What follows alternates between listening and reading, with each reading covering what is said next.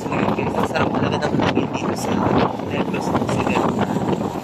Mararamdaman ko talaga yung feeling na nasa probinsya.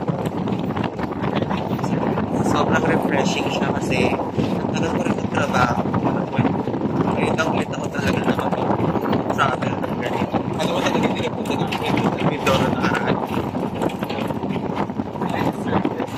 So I really deserve this kind of refreshment with myself.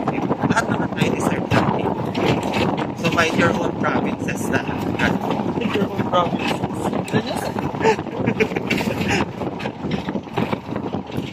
Ayun, so nakakatuwa lang, di ba? Kasi kahit naman sino parang gusto mag-travel din kami minsan.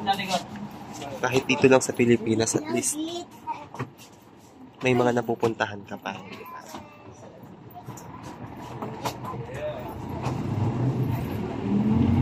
Coconut trees.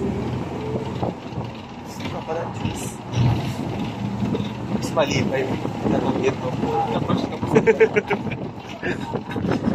So yun, ayan.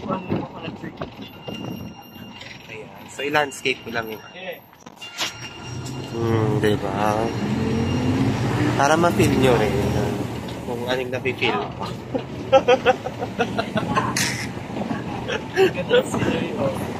Diba? Look at that. Oh. Diba?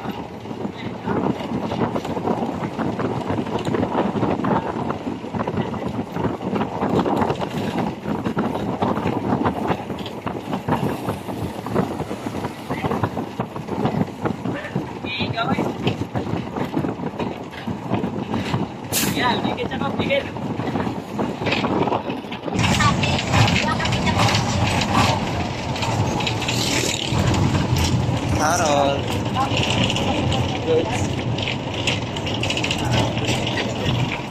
Kasi seryoso si Harold. Talagang pinipili niya yung vibes na nasa probinsya siya. Kasi minsan lang din kayo makakapunta dito.